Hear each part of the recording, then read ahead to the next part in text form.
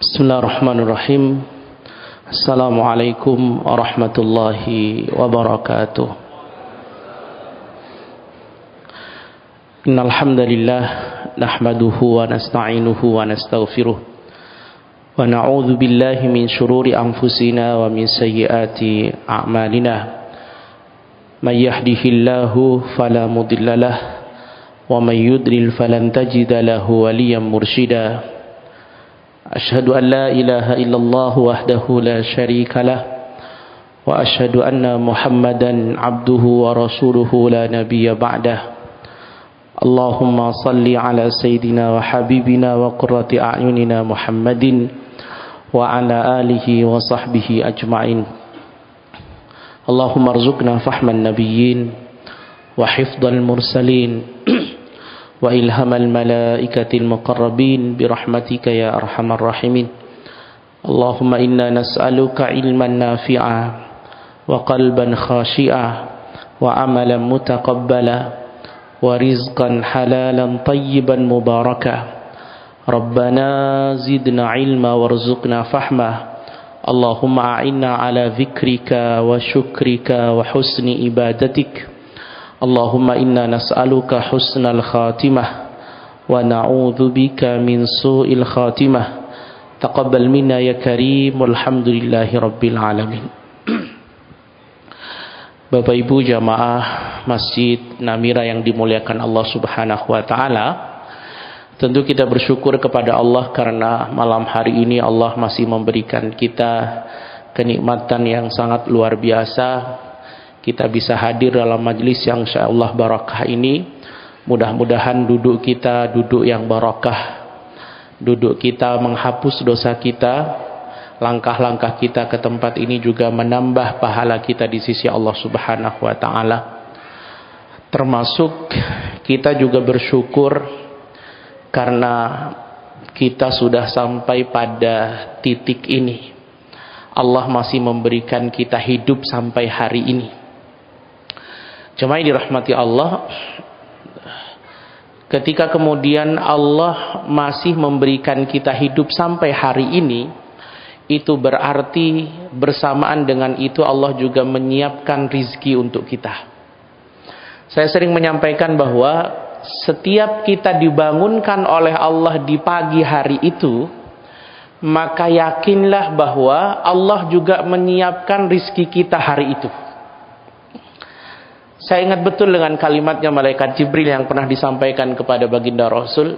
Kata malaikat Jibril, Muhammad, sampaikan kepada umatmu bahwa sekali-kali mereka tidak akan meninggal sampai jatah rizki mereka habis. Jadi kita itu kalau masih hidup, rizkinya masih ada. Tidak usah khawatir. Masih akan ada yang nyiapkan sarapan. Masih akan ada yang nyiapkan makan siang. Masih akan ada yang bisa kita makan selama kita masih hidup. Cuma ini dirahmati Allah Subhanahu wa taala. Itulah kenapa saya sering menyampaikan bahwa alasan paling baku atau ukuran paling baku seseorang itu meninggal itu bukan karena sakit. Bukan karena kecelakaan katakanlah, bukan. Tapi alasan orang meninggal paling baku itu adalah karena jatah rizkinya habis. Ya. Karena jatah rizkinya habis, maka dia meninggal. Tak peduli dia sakit atau enggak. Tak peduli dia kemudian tidur atau bangun. Yang penting jatah rizkinya habis, maka dia mati.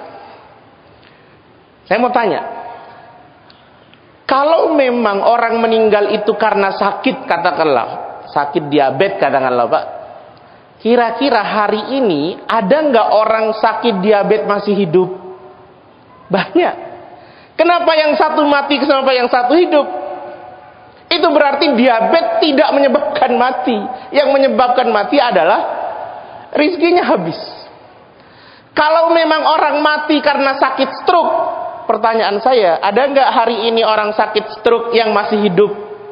Ada, banyak. Banyak. Kenapa yang satu mati, kenapa yang satu hidup? Karena bukan karena struknya, tapi karena jatah rizkinya sudah habis. Hatta orang kecelakaan pun jemaah yang dirahmati Allah, mungkin ditubruk atau ditabrak oleh mobil yang sama dengan angle nabraknya sama, itu kadang ada yang mati, kadang ada yang hidup.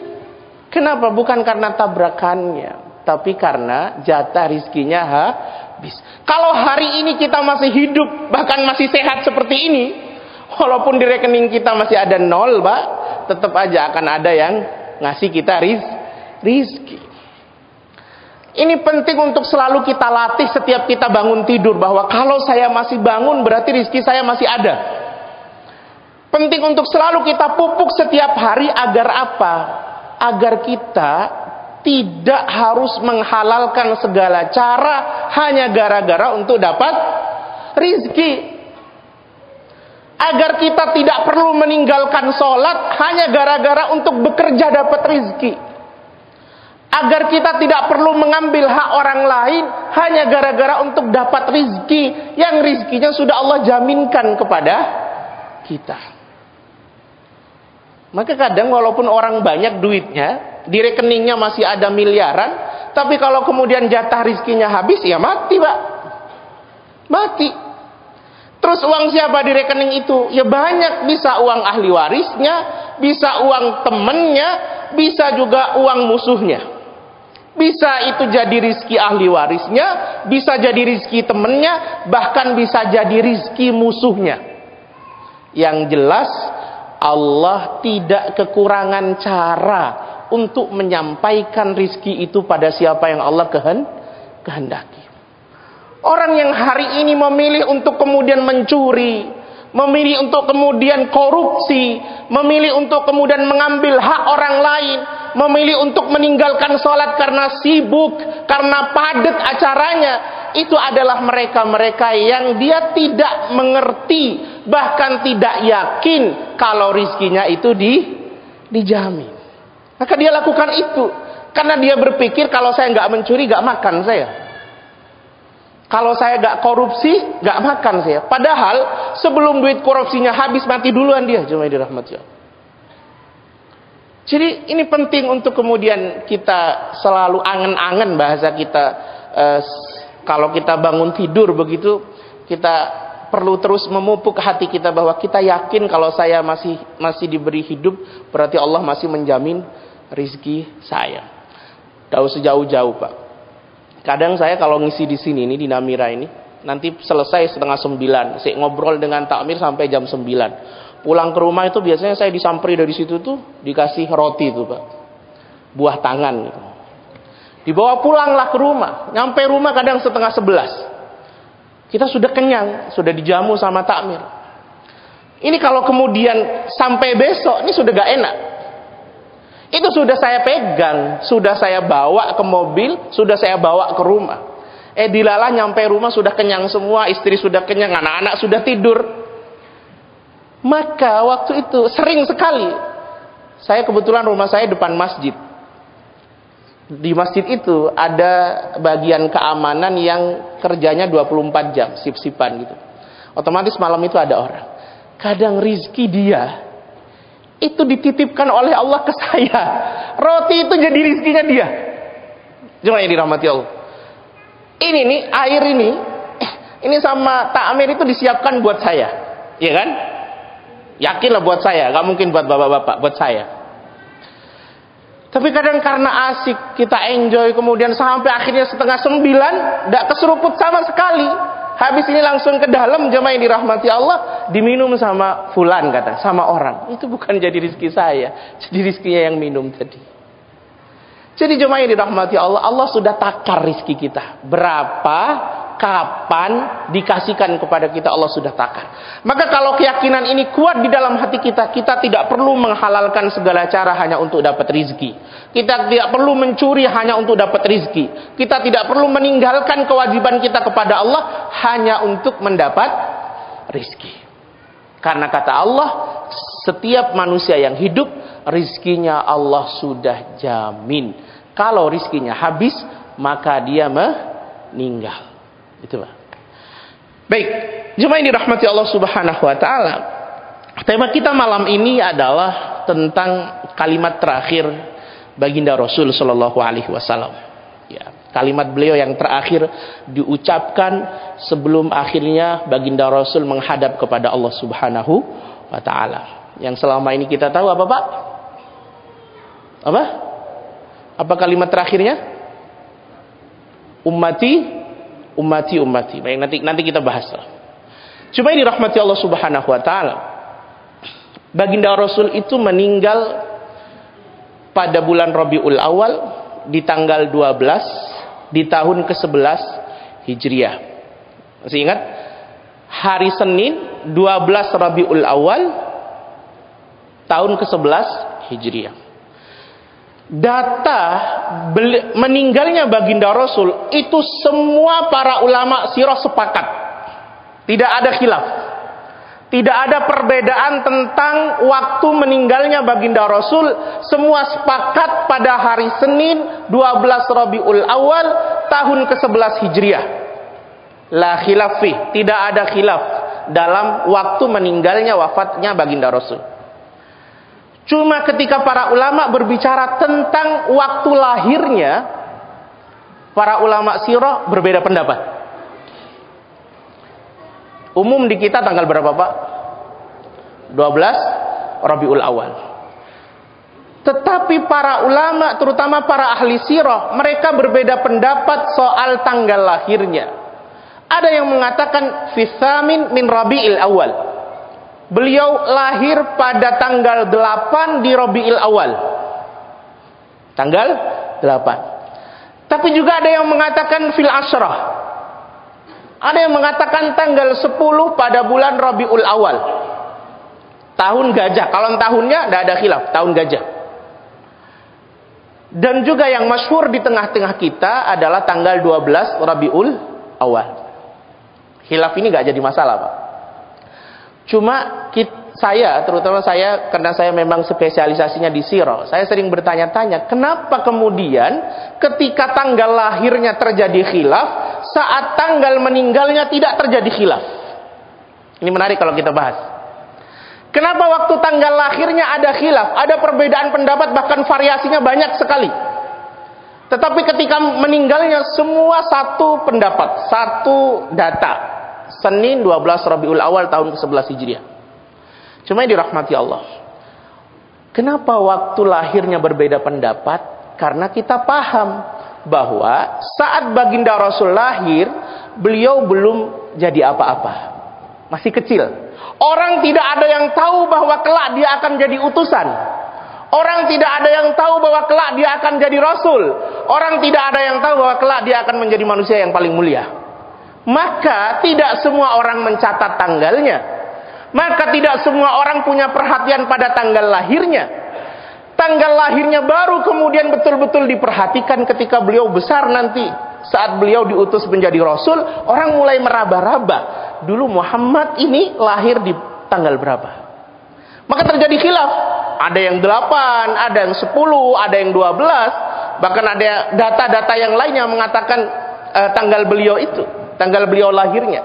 Kenapa? Karena beliau waktu itu, waktu kecilnya, orang tidak ada yang paham bahwa Muhammad ini kelak akan menjadi orang paling mulia.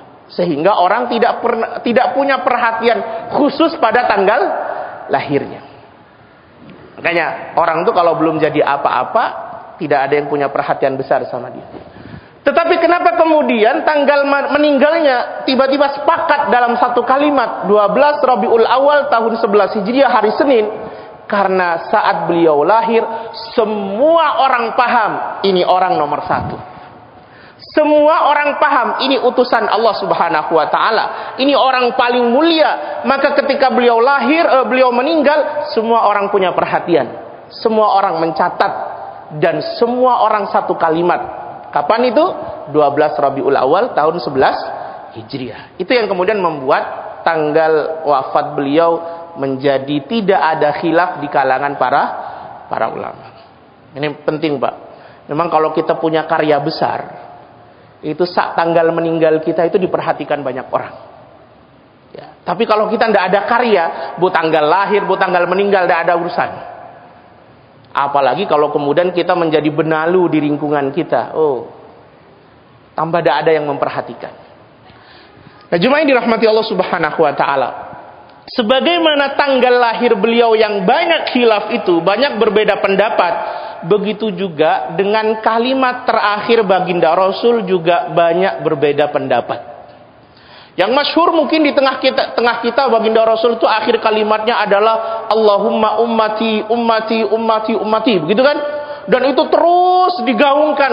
Bahkan setiap bulan Maulid kalimat ini menjadi kalimat viral di tengah-tengah kita.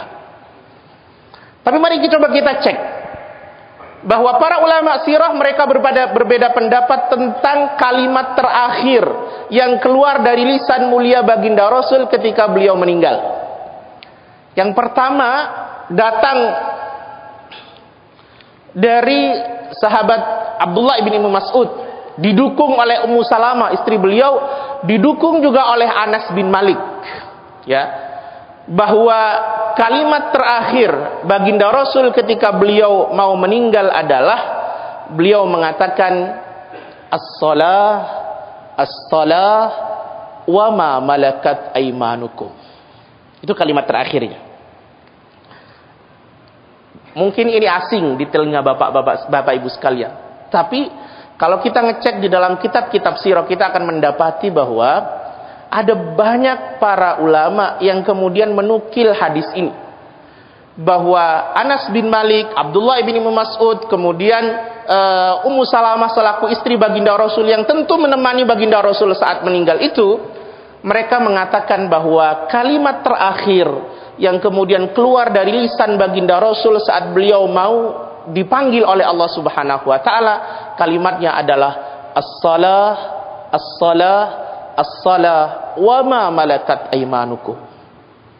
Salat, salat, salat kalau bahasa kita, jangan tinggalkan salat, jangan tinggalkan salat, jangan tinggalkan salat, dan perhatikan budak yang ada dalam tanggung jawabmu. Kalau sampai salat menjadi kalimat terakhir yang keluar dari lisan baginda Rasul, berarti memang salat punya perhatian besar dalam hidup baginda Rasul sallallahu alaihi wasallam.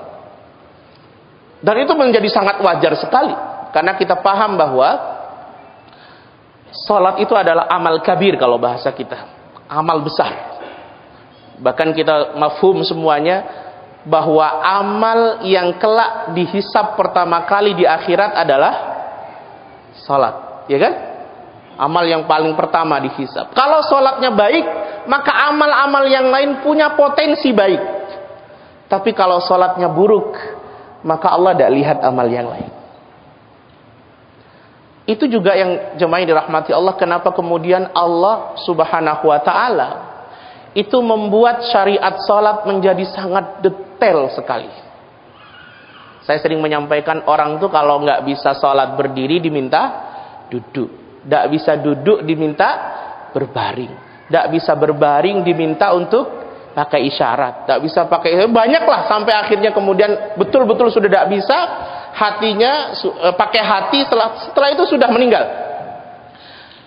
Ini kan satu isyarat dari Allah bahwa Allah tuh nggak pengen dalam kondisi dan situasi apapun kita sebagai manusia, selama kita masih punya akal yang waras, kita meninggalkan sholat.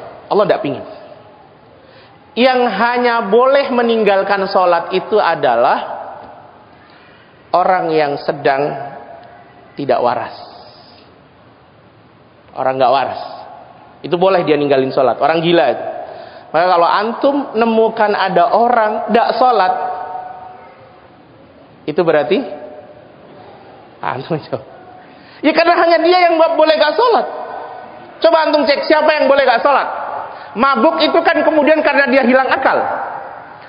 Intinya adalah orang yang kemudian direkomendasikan untuk boleh meninggalkan sholat adalah ketika dia sudah lepas akal sehatnya, sudah nggak waras. Kalau dia masih waras, sesakit apapun dia masih tetap diminta untuk sholat. Maka hari ini kalau kita menjumpai ada orang tidak mau sholat atau meninggalkan sholat dengan sengaja, Ya agak-agak dia. Karena hanya orang gila yang boleh tidak sholat. Allah sampai bikin syariat sedetail itu dalam rangka memastikan kepada kita agar dalam kondisi dan situasi apapun selama akalmu waras, maka kau wajib sholat. Dalam perjalanan ada syariat sholatnya, dalam sakit ada syariat sholatnya. Allah atur semuanya. Bahkan ada yang mengatakan bahwa rukun Islam yang ada 5 itu 3 boleh ditinggal asal ada uzur syar'i. Yang 2 nggak boleh. Yang pertama adalah haji. Haji kalau tidak mampu, tidak usah dipaksa, tidak perlu pakai ngutang-ngutang. Ya. Ketika tidak mampu, maka gugur kewajiban itu, boleh ditinggal. Yang kedua, puasa. Puasa kalau tidak mampu juga boleh ditinggal. Ada orang sudah sepuh, sudah nggak bisa lagi kemudian untuk berpuasa, dia ganti dengan bayar fidyah, tidak usah puasa. Ketika kita musafir, kita diminta untuk boleh tidak berpuasa, diganti di hari yang lain.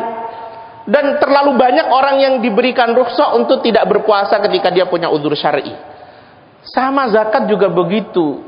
Kalau nisabnya sudah nggak sampai, haulnya juga sudah nggak sampai, tidak ada kewajiban zakat. Bahkan ada orang yang tidak diwajibkan zakat fitrah adalah mereka yang ketika malam Idul Fitri itu, malam Lebaran, dia nggak punya apa-apa untuk kemudian diberikan sebagai zakat dia.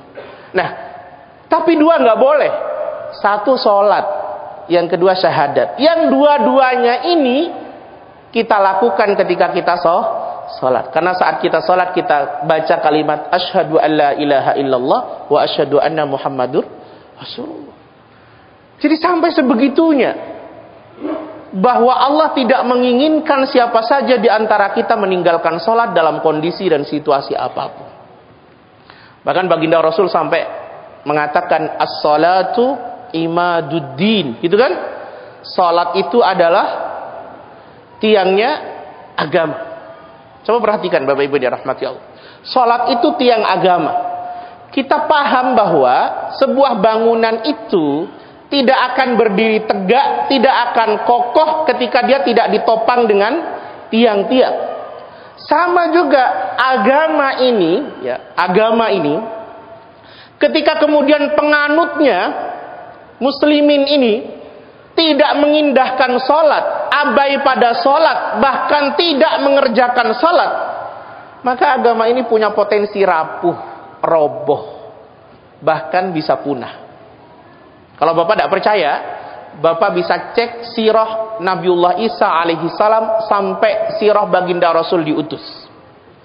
Setelah Nabiullah Isa meninggal, setelah itu Islam mulai terkikis, pelan sampai akhirnya baginda Rasul diutus. Sebelum baginda Rasul diutus terjadi apa yang disebut dengan zaman jahiliyah. Waktu itu para mu'arrikh, para ahli sirah mengatakan hampir agama Islam punah. Karena apa? Karena terlalu lama umat muslimin tidak mengindahkan syariatnya. Bahkan waktu itu yang masih hanif, masih lurus, itu bisa dihitung sama jari. Termasuk salah satunya adalah Waraqah ibn Nawfal. Jadi sholat ini ketika muslimin tidak punya perhatian, ini agama bisa roboh. Bisa roboh. Ada banyak yang kemudian madharat dalam hidup kita ketika kita meninggalkan sholat. Kalau agama saja bisa roboh karena penganutnya tidak melakukan sholat, saya mau tanya, bagaimana dengan keluarga kita? Keluarga kita itu penghuninya cuma sedikit, paling 5 orang, paling 10 orang. Kalau orang di dalam keluarga kita itu, rumah tangga kita itu tidak melakukan sholat, tidak mengindahkan sholat, maka saya pastikan keluarga itu rapuh. Keluarga itu rapuh. Istri, suami tidak sholat, anak juga tidak sholat. Itu keluarga rapuh sekali. Gampang karam. Gampang untuk tidak saling pengertian ketika kemudian di dalam keluarga itu tidak mengerjakan sholat.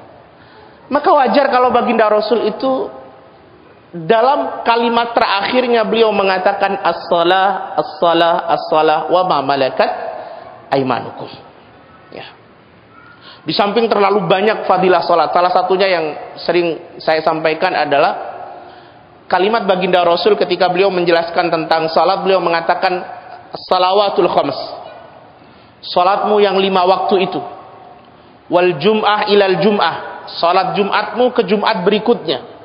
Wa Ramadan ila Ramadan, Ramadanmu ke Ramadan berikutnya.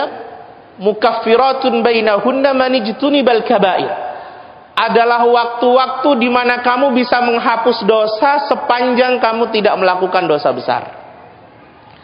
Para ulama menyederhanakan syarah dari hadis ini dengan mengatakan salat isya kita ini itu adalah waktu di mana kita menghapus dosa dari maghrib sampai isya. Salat subuh kita besok itu adalah waktu di mana kita menghapus dosa sepanjang isya sampai subuh. Jadi kalau subuh besok salat kita diterima, maka secara otomatis dosa kecil kita juga dihapus oleh Allah sepanjang isya sampai subuh. Salat duhur kita itu juga waktu menghapus dosa dari subuh sampai zuhur. Dan salat asar kita adalah waktu di mana kita menghapus dosa sepanjang duhur sampai asar. Maghrib juga demikian. Itu artinya kalau kita komitmen dengan sholat ini 5 waktu kita jaga setiap hari, maka hari-hari kita penuh dengan pengguguran dosa. Kalau kita kemudian ditakdirkan menghadap kepada Allah, kemudian kita tidak pernah meninggalkan sholat, insya Allah kita menghadap kepada Allah dalam keadaan dosa kita diampuni. Maka itu kenapa kemudian baginda Rasul mengatakan as-shalah, as-shalah, as-shalah wa ma malakat aimanukum. Salat, salat, salat, dan perhatikan budak-budak yang ada di dalam tanggung jawabmu. Itu yang pertama, pendapat pertama. Pendapat yang kedua, jemaah yang dirahmati Allah, itu diwakili oleh Bunda Aisyah. Karena Bunda Aisyah adalah istri beliau yang kebetulan betul-betul menemani baginda Rasul saat-saat terakhir beliau. Saya cerita lagi Pak, sebelum ke yang kedua. Baginda Rasul itu pada hari Kamis, kan meninggal hari Senin kan? Pada hari Kamisnya atau 4 hari sebelum beliau wafat itu, di Kamis ba'da salat maghrib, setelah beliau salat, ngimami salat, beliau kembali ke rumah beliau dalam kondisi yang sudah sakit luar biasa parah. Sampai karena beliau sakit begitu parah, akhirnya baginda Rasul memilih waktu itu untuk istirahat setelah salat maghrib. Padahal beliau adalah orang yang sangat tidak merekomendasikan istirahat setelah maghrib atau tidur setelah maghrib. Tapi karena beliau waktu itu, jemaah yang dirahmati Allah, beliau sakit luar biasa, maka beliau waktu itu memilih untuk istirahat, tidur, dan baru bangun setelah selesai masuk isya. Setelah masuk isya baru beliau bangun. Saat itu kalimat yang keluar dari lisan beliau ketika beliau bangun dari tidur maghrib itu, beliau mengatakan as-sallan nas, apakah para sahabat sudah sholat? Beliau tanya itu kepada Aisyah. Kemudian istri-istri beliau termasuk juga Aisyah yang mendampingi mengatakan faqulna la, belum ya Rasulullah, hum yantazirunaka ya Rasulullah, para sahabat sedang nungguin engkau ya Rasul. Jadi para sahabat itu tidak sholat isya menunggu baginda Rasul keluar dari rumah beliau. Maka baginda Rasul mengatakan da'u lima fil mikhdab. Karena beliau panas, jemaah yang dirahmati Allah, maka beliau ingin sekali untuk tetap mengimami sholat para sahabat. Maka beliau minta kepada istri-istrinya untuk menyiapkan air yang dingin. Dulu gak ada kulkas Pak, tapi dulu bisa mendinginkan air itu dengan, kalau sekarang masih ada kendi. Tahu kendi? Air itu kan kalau ada di dalam kendi itu dia dingin dengan sendirinya ya. Jadi disiapkan air di dalam kendi yang kemudian air itu disirami kepada beliau sampai beliau akhirnya merasa sudah baikan. Maka kemudian beliau bersiap untuk mengimami salat isya. Tapi ketika beliau kemudian mau beranjak untuk sholat Isya ke Masjid Nabawi, pingsan jemaah yang dirahmati Allah. Pingsan, maka jemaah yang dirahmati Allah, waktu itu dibopong lagi beliau, ditunggu sampai siuman. Falamma afaqa, ketika kemudian beliau sadar, lagi-lagi kalimat yang keluar dari lisan baginda Rasul sama, as-sallan nas, apakah para sahabat sudah sholat? Kata istri-istri beliau, belum ya Rasulullah, hum yantazirunaka, mereka nungguin engkau ya Rasul. Jadi para sahabat waktu itu betul-betul full tuh, di masjid itu full Pak, nungguin baginda Rasul keluar ngimami sholat. Maka kata baginda Rasul, sirami lagi aku. Disirami air yang dingin itu sampai panas baginda Rasul ini menurun atau beliau mendingan. Maka setelah beliau mendingan, beliau kemudian beranjak lagi mau ke Masjid Nabawi, pingsan lagi. Ketika 2 kali pingsan, ditungguin lagi sama istrinya, termasuk sama para sahabat ditungguin semua. Ketika beliau kemudian siuman lagi yang ketiga kalinya, kalimatnya sama, as-sallan nas. Apakah para sahabat sudah salat? Istri beliau mengatakan, la, belum ya Rasulullah, hum yantazirunaka, mereka masih nunggu engkau. Itu sudah larut malam, Pak. Itu sudah larut malam. Maka disirami lagi berkali-kali, agak mendingan, beliau mau keluar, pingsan lagi. Ini kadang kita perlu malu jemaah yang dirahmati Allah. Beliau itu sudah sesakit itu. Itu komitmen beliau pada sholat luar biasa, termasuk juga pada sholat jamaah. Termasuk juga pada sholat jamaah. Akhirnya ketika beliau sudah pingsan ketiga kalinya, keempat kalinya, saat beliau siuman, beliau kemudian meminta kepada Aisyah untuk memberitahu kepada Abu Bakar bi ayyusalli bin nas, agar Abu Bakar mengimami salat para sahabat. Itu adalah akhir dari salat berjamaah beliau, Kamis ba'da salat maghrib. Jadi beliau akhir dari beliau salat dengan para sahabat di situ. Sehingga setelah itu kemudian Abu Bakar yang ngimami. Nah jemaah yang dirahmati Allah, Bunda Aisyah, karena beliau yang menemani baginda Rasul waktu detik-detik terakhir itu, beliau mengatakan bahwa kalimat terakhir baginda Rasul itu adalah Allahumma rafiqa al-a'la, atau fir rafiq al-a'la, atau dalam narasi yang lain ila rafiq al-a'la. Apa maknanya, Pak? Allahumma rafiq al-a'la, ya Allah, bersama orang teman-teman yang tinggi di sana. Ada yang mengatakan di surga, ada yang mengatakan bersama para nabi, para syuhada, para salihin. Intinya ketika baginda Rasul mengatakan Allahumma fir rafiq al-a'la, ya Allah di rafiqil a'la, itu Bunda Aisyah kemudian beliau teringat dengan sebuah hadis yang pernah dituturkan oleh baginda Rasul, bahwa setiap nabi yang mau meninggal itu sebelum dicabut, mereka dikasih pilihan oleh Allah Subhanahu wa taala. Yukhayyar bainad dunya wal akhirah. Mereka dikasih pilihan mau tetap bersama keluarganya di dunia atau mau bersama Allah di akhirat. Ditawari setiap nabi. Nah ketika baginda Rasul mengatakan Allahumma fir rafiq al-a'la, itu berkali-kali sama baginda Rasul disampaikan, berkali-kali. Allahumma fir rafiq al-a'la, sambil begini tangannya, Allahumma fir rafiq al-a'la, Allahumma fir rafiq al-a'la, ya Allah di rafiqil a'la, ya Allah di rafiqil a'la. Terus begitu. Bunda Aisyah kemudian teringat dengan hadis ini. Maka apa yang kemudian disampaikan oleh Bunda Aisyah? Qalat Aisyah faqultu idzan la takhtaruna ya Rasulullah. Berarti engkau sudah tidak memilih kami ya Rasul. Engkau akan berpisah dengan kami ya Rasulullah. Maka setelah berkali-kali mengucapkan Allahumma fir rafiq al-a'la, lalu kemudian baginda Rasul menghembuskan nafas terakhir beliau. Nah ini penting jemaah dirahmati Allah, bahwa setiap kita ini ketika kita mau meninggal, itu kita melihat siapa yang datang. Setiap kita. Jadi setiap kita ini kalau nanti mau meninggal, kita akan melihat siapa yang datang. Makhluk Allah yang menyenangkan atau makhluk Allah yang menakutkan. Itulah kenapa kemudian kita sering mendapati ketika orang naza, sakaratul maut, dia seperti fokus melihat ke atas. Waktu itu dia melihat siapa yang datang. Ada kadang yang ketakutan luar biasa, tapi kadang ada yang senyum luar biasa. Coba bayangkan. Kata baginda Rasul, innalil mauti sakarat. Innalil mauti la sakarat. Sesungguhnya setiap kematian itu ada sakaratul mautnya. Dan sakaratul maut itu sakit luar biasa. Sakit.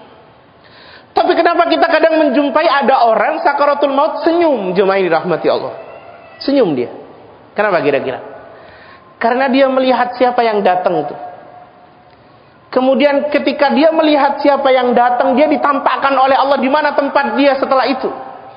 Maka kebahagiaan melihat makhluk yang menyenangkan itu, ditambah kebahagiaan ditampakkan di mana tempatnya setelah dia meninggal, itu jauh lebih besar, jauh lebih nikmat dibandingkan rasa sakit sakaratul mautnya. Itu yang akhirnya membuat dia tersenyum dan membuat dia akhirnya merasakan, mungkin ia sakit tapi tidak sakit betulan, tidak sakit betul, sakit sekali, tidak. Kenapa? Karena dia fokus pada kenikmatan itu. Sama kayak kalau jenengan sering sering naik mobil mabuk gitu, sering muntah kalau naik mobil, coba sekali waktu jenengan nyupir. Ketika nyupir saya yakin sampean tidak bakalan mabuk. Kenapa? Fokus sampean jauh lebih besar dibandingkan mikirin perut sampean. Sama gitu. Ketika orang nazar itu dia melihat siapa yang datang dan di mana tempatnya, ketika tempatnya adalah di tempat yang baik yang diridhai oleh Allah Subhanahu wa taala, kebahagiaan dia melihat itu, kenikmatan dia melihat itu jauh lebih besar dibandingkan rasa sakit sakaratul maut. Maka dia tersenyum. Dia tersenyum. Dan baginda Rasul begitu. Kata baginda Rasul, Allahumma fir rafiqil a'la. Allahumma fir rafiqil a'la. Ya Allah, bersama engkau di surga. Ya Allah, bersama engkau di surga. Bersama para nabi, bersama para rasul, bersama para siddiqin, bersama para orang-orang salih. Kami memilih engkau. Aku memilih engkau, kata baginda Rasul. Maka Bunda Aisyah mengatakan, idzan la takhtaruna ya Rasulullah. Berarti engkau tidak memilih kami ya Rasul. Maka engkau akan meninggalkan kami ya Rasulullah. Akhirnya setelah itu baginda Rasul meninggal. Itu kalimat dari Bunda Aisyah. Terus kalimat yang terakhir yang mungkin masyhur di tengah-tengah kita adalah Allahumma ummati, ummati, ummati. Ya Allah, umatku, umatku, umatku. Kita yang berpendapat bahwa ini menjadi kalimat terakhir baginda Rasul, itu karena mungkin kita meyakini bahwa baginda Rasul itu dunia akhiratnya mikirin kita. Baginda Rasul itu dunia akhiratnya mikirin kita. Bahkan ada yang mengatakan, la yazalu fikrahu mashghulan bi ummatihi. Pikiran beliau itu habis dalam rangka mikirin umatnya. Bahkan sampai yang punya pendapat ini, sampai di beliau meninggal pun beliau mikirin umatnya.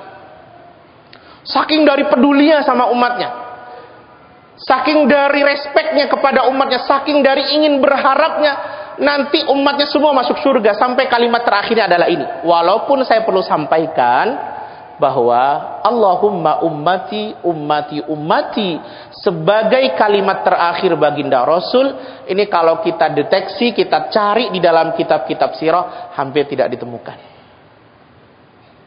Hampir tidak ditemukan. Tapi masyhur di tengah-tengah kita. Di dalam kitab Al-Bidayah wan Nihayah, Imam Ibnu Katsir tidak menukil walau hanya satu, tidak ada.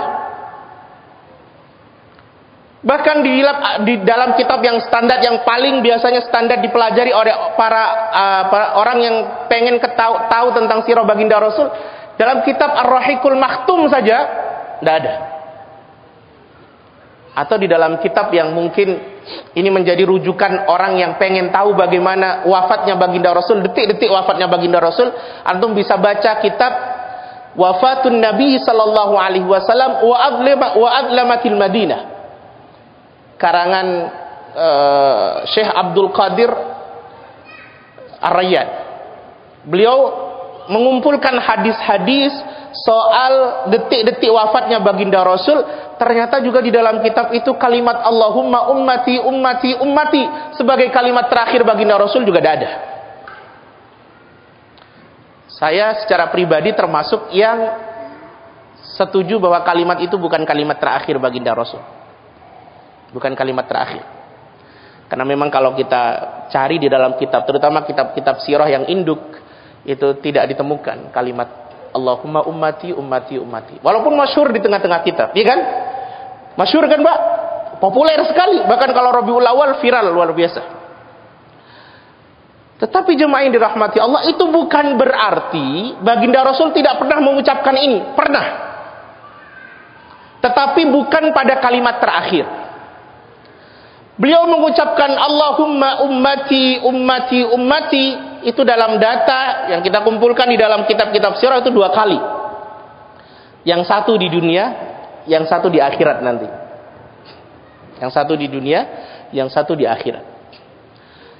Kapan beliau mengucapkan Allahumma ummati ummati ummati? Cuma yang dirahmati Allah Subhanahu wa taala, beliau mengucapkan itu ketika baginda Rasul waktu itu membaca ayat Quran. Ada yang mengatakan saat beliau sedang salat qiyamul lail kemudian membaca ayat ini, kemudian akhirnya beliau diam dan menangis. Setelah selesai salat itu baru kemudian mengatakan Allahumma ummati ummati ummati. Tapi juga ada yang mengatakan bahwa tidak dalam kondisi sedang qiyamul lail, tapi beliau waktu itu sedang membaca Al-Quran. Sampailah kemudian beliau pada surah Al-Maidah ayat 118 berbicara tentang kisah Nabiullah Isa dengan kaumnya. Waktu itu nyampe di ayat itu baginda Rasul membaca in tu'adzibuhum fa innahum ibaduk wa in taghfir lahum fa innaka ghafurur rahim. Nyampe di sini jemaah yang dirahmati Allah, baginda Rasul merenung, beliau menangis. Apa artinya? Kata Nabiullah Isa, doa Nabiullah Isa, in tu'adzibhum, ya Allah kalau engkau mau mengazab kaumku, hum itu adalah kaumnya Nabiullah Isa alaihi salam, fa innahum ibaduk, sesungguhnya mereka itu adalah hambamu ya Allah, terserah engkau. Mau kau azab ya monggo, mau kau ampuni ya gak apa-apa. Mereka itu terserah engkau ya Allah. Kalau kau mau azab, fa innahum ibaduk, itu adalah hambamu ya Allah, silahkan diazab, gak apa-apa. Wa in taghfir lahum fa innaka ghafurur rahim. Tapi kalau engkau mau ampuni, sesungguhnya engkau maha pengampun. Di ayat ini baginda Rasul merenung. Kemudian baginda Rasul lompat kepada ayat yang lain berkisah tentang Nabiullah Ibrahim alaihissalam. Ketika Nabiullah Ibrahim bercerita tentang berhala-berhala yang banyak kemudian menyesatkan manusia. Kata Nabiullah Ibrahim dalam doa beliau, Rabbi innahunna adlalna katsiran minan nas. Duhai Tuhanku, sungguh berhala-berhala ini menyesatkan banyak manusia. Faman tabi'ani fa innahu minni. Kalau kemudian di antara kaumku ini ada yang ikut aku, maka dia adalah umatku, dia bagian dari aku. Wa in asani fa innaka ghafurur rahim, kalau nggak salah begitu. Tapi kalau mereka kemudian bermaksiat kepadaku, ingkar kepadaku, maka terserah engkau ya Allah. Sesungguhnya engkau kemudian maha pengampun dan maha penyayang. Dua kalimat ini sama-sama berkisah tentang umat-umat mereka. Ibrahim berkisah tentang umatnya, Isa berkisah tentang umatnya, yang dua-duanya sama-sama menyerahkan nasib umatnya kepada Allah. Narasinya sama. Kalau mereka berdosa, ya Allah kau mau azab, azab saja mereka, tidak apa-apa. Tapi kalau kau mau ampuni, engkau maha pengampun ya Allah. Ketika baginda Rasul membaca kalimat ini, jemaah yang dirahmati Allah, baginda Rasul menangis. Mungkin kita akan berpikir, loh kenapa menangis? Kan betul, baginda Rasul itu jauh, apa bahasa kita ya, Walaupun para pendahulu-pendahulu beliau, yaitu Ibrahim alaihissalam dengan Nabiullah Isa alaihissalam, menyerahkan umatnya kepada Allah untuk diazab, baginda Rasul tidak mau. Baginda Rasul nangis waktu itu kepada Allah sambil kemudian mengangkat tangannya dan mengatakan, Allahumma ummati, ummati, ummati. Kata baginda Rasul, ya Allah, kalau umatku jangan ya Allah, kalau umatku jangan ya Allah, kalau umatku jangan ya Allah. Kalimatnya mungkin seperti itu. Maka beliau nangis waktu itu, nangis luar biasa. Karena dua rasul sebelum beliau menyerahkan umatnya kepada Allah. Mau kau azab silahkan ya Allah, itu adalah hambamu, terserah engkau. Tapi baginda Rasul beda. Baginda Rasul mengatakan, kalau umatku jangan ya Allah, aku tidak mau umatku diazab. Aku tidak mau umatku diazab. Itu membuat baginda Rasul kemudian menangis semalaman. Sampai akhirnya kemudian Allah mengutus malaikat Jibril untuk menyampaikan salam kepada Muhammad. Apa salamnya? Salamnya adalah, aku meridai umatmu wahai Muhammad, dan aku tidak akan berbuat buruk kepada engkau. Coba. Ini bukan kisah yang harus dipaksakan untuk klimaks ketika di akhir beliau, enggak. Tapi berdasarkan dalil dan nas yang ada bahwa memang kalimat ummati, ummati, ummati itu adalah ketika ini. Ketika beliau tidak mau mengikuti jalan yang ditentukan oleh Nabiullah Isa dengan Nabiullah Ibrahim pada umatnya, di mana keduanya menyerahkan sepenuhnya kepada Allah umatnya, kalau mau diazab silahkan. Tapi baginda Rasul tidak mau. Baginda Rasul menginginkan Allahumma ummati, ummati, ummati, ummati. Itu kalau bahasa kita, ya Allah kalau umatku jangan. Kalau umatku jangan. Kalau umatku jangan. Cuma yang dirahmati Allah, baginda Rasul itu kalau mau berdoa buruk sama kita, kalau mau berdoa buruk sama kita, bisa saja. Ketika kemudian beliau tahun ke-10 kenabian itu, beliau kemudian kehilangan dua orang yang dicintai, yaitu Bunda Khadijah dengan Abu Thalib. Kemudian saat itu baginda Rasul datang ke Taif dalam rangka untuk menawarkan kota Taif sebagai kota hijrah. Jadi sebelum ke Madinah, baginda Rasul ke Taif dulu, tawarkan, kalian mau nggak tempat kalian dijadikan sebagai kota hijrah kami? Rupanya Taif tidak mau. Kemudian yang kedua, baginda Rasul menawarkan kepada mereka agar mereka bisa melindungi kaum muslimin dan masuk ke dalam agama Islam. Mereka juga menolak. Bahkan salah satu di antara pemuka mereka mengatakan, Muhammad, kalau memang harus ada Rasul di dunia ini, kalau memang Tuhan perlu utusan untuk menyampaikan dakwahnya, maka mestinya bukan kamu yang dipilih. Maka mestinya bukan kamu yang dipilih. Setelah itu kemudian, ini kalimat menyakitkan sekali.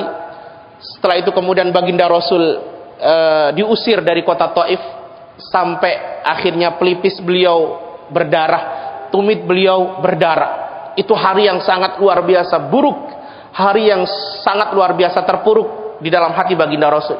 Sampai Bunda Aisyah itu kemudian bertanya kepada baginda Rasul, ya Rasulullah, apakah engkau pernah menemukan satu hari yang lebih buruk, lebih terpuruk dibandingkan saat engkau kalah waktu perang Uhud?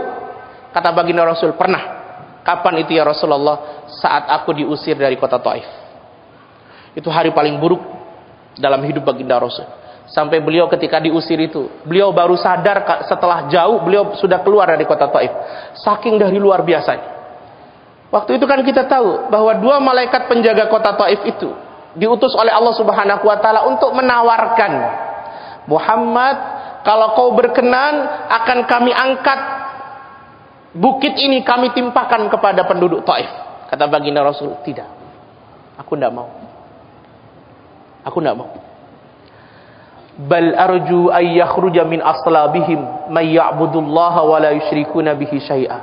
Bahkan aku sangat ingin dan berharap dan berdoa, mudah-mudahan kelak kalau orang tuanya tidak bisa diajak untuk masuk ke dalam agama Islam, siapa tahu kelak keturunannya mereka mau untuk menyembah Allah Subhanahu wa taala. Sebenarnya beliau bisa saja Sebagaimana Nabiullah Nuh alaihi salam ketika berdoa kepada kaumnya, Rabbi la tadhar 'alal ardi minal kafirina dayyara. Ya Allah, karena mereka sudah tidak lagi mau beriman, musnahkan saja sekalian semuanya. Maka dimusnahkan.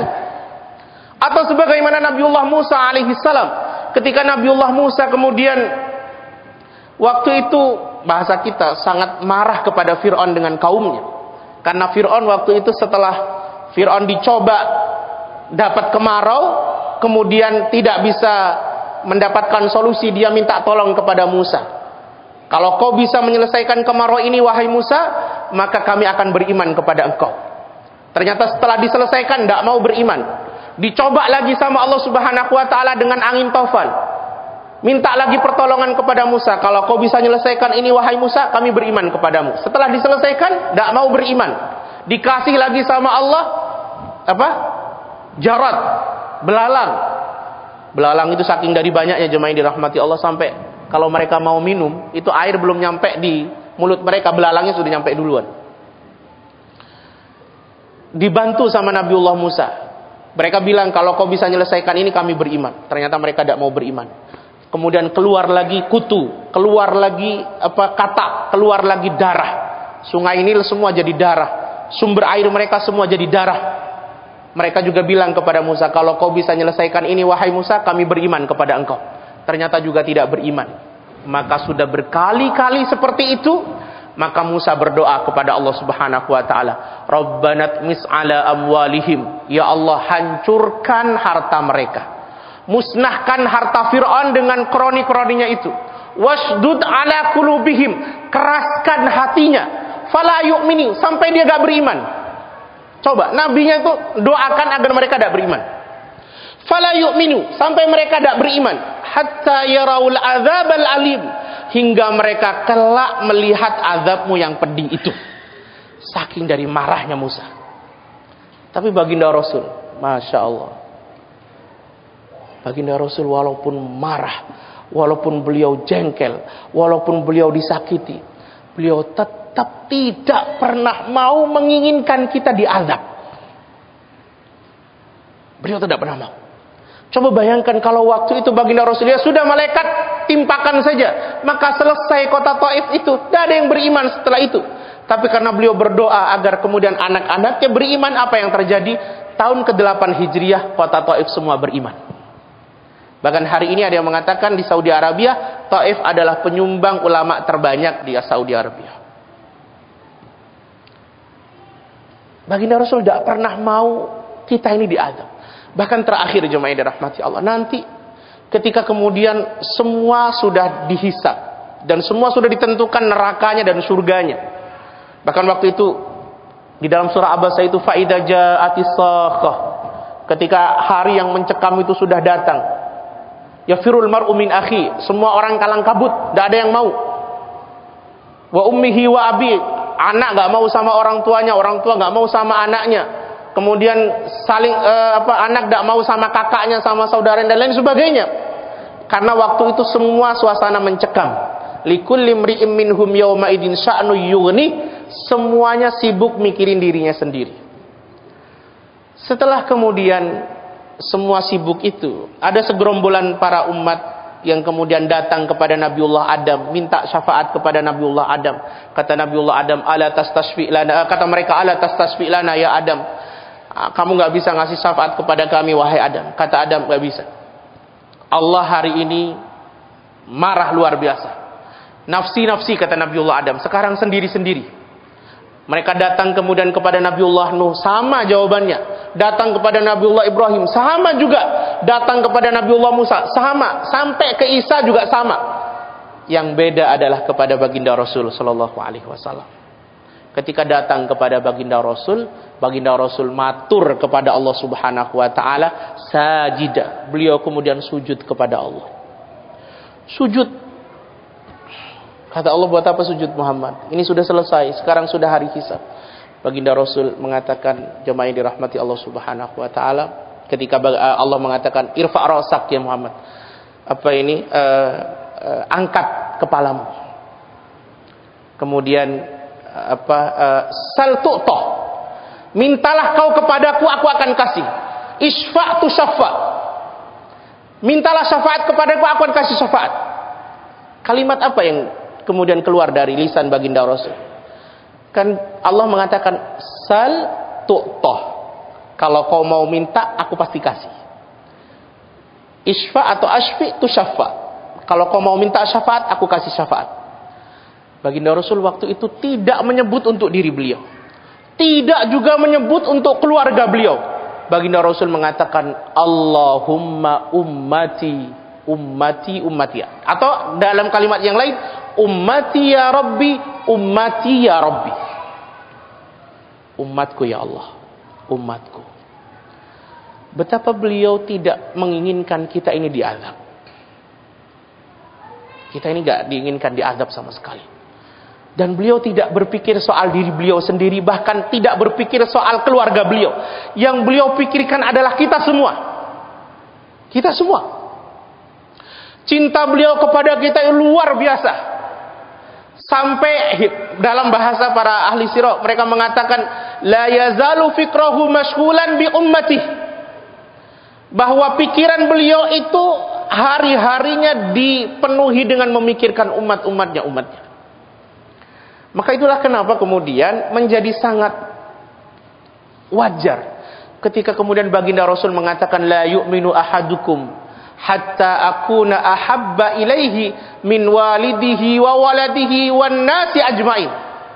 Tidaklah beriman di antara kalian sampai, kata baginda Rasul, aku lebih dicintai dibanding dirinya, dibanding orang tuanya, dibanding anaknya, dan dibanding manusia yang lain. Gak beriman, kata baginda. Itu disampaikan kepada Umar bin Khattab. Ia pantas seperti itu. Kenapa? Karena cinta beliau kepada kita itu luar biasa. Dunia akhirat kita itu digendong sama beliau. Dunia akhirat kita itu dipikirin sama beliau. Sampai satu kalimat terakhir sebelum saya tutup. Baginda Rasul itu dalam sebuah majelis bersama para sahabat, beliau mengatakan, wadittu anni laqitu ikhwani, kata beliau, aku rindu ketemu dengan saudara-saudaraku. Wadittu anni laqitu ikhwani, aku sangat rindu berjumpa dengan saudara-saudaraku. Para sahabat yang mendengar itu kemudian mereka bertanya, ya Rasulullah, alaisa nahnu ikhwanuka, bukankah kami semua adalah saudara engkau ya Allah? Kita saudara semuslim, kita saudara seiman dan lain sebagainya.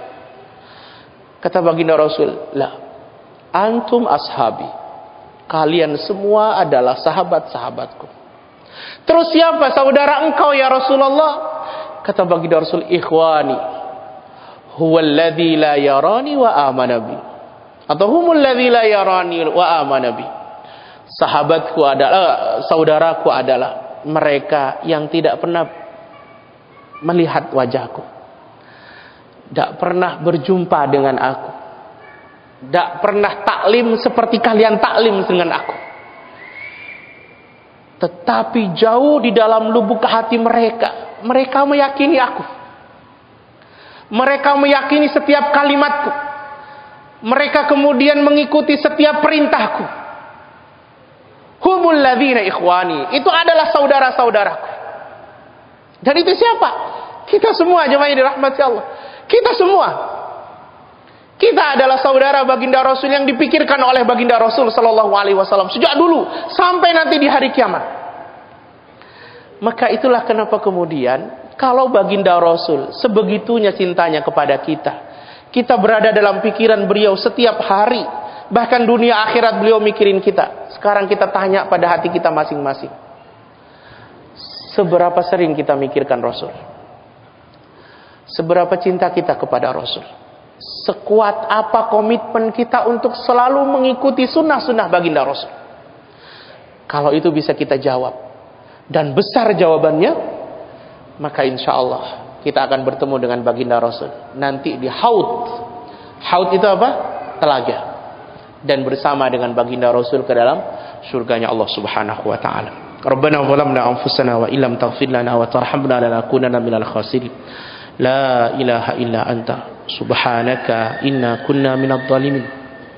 Allahumma ij'alna wa auladana wa ahlana wa azwajana wa dhurriyyatina وتلامذنا من أهل العلم وأهل الخير ولا تجعلنا وإياهم من أهل الشر والضير واجعلنا وإياهم من أهل القرآن وأهل الإيمان اللهم اجعلنا من أمة رسول الله صلى الله عليه وسلم اللهم ارزقنا شفاعة رسول الله صلى الله عليه وسلم اللهم إنا نسألك حسن الخاتمة ونعوذ بك من سوء الخاتمة اللهم إنك عفو تحب العفو فاعف عنا ربنا هب لنا من أزواجنا وذرياتنا قرة أعين واجعلنا للمتقين إماما ربنا اغفر لنا واغفر ذنوب والدينا وارحمهم كما ربونا صغارا ربنا آتنا في الدنيا حسنة وفي الآخرة حسنة وقنا عذاب النار وأدخلنا الجنة مع الأبرار يا عزيز يا غفار يا رب العالمين وصلى الله على سيدنا وحبيبنا وقرة أعيننا محمد وعلى آله وصحبه أجمعين والحمد لله رب العالمين سبحانك اللهم وبحمدك أشهد أن لا إله إلا أنت أستغفرك وأتوب إليك. Mohon maaf apabila ada kesalahan. Assalamualaikum warahmatullahi wabarakatuh.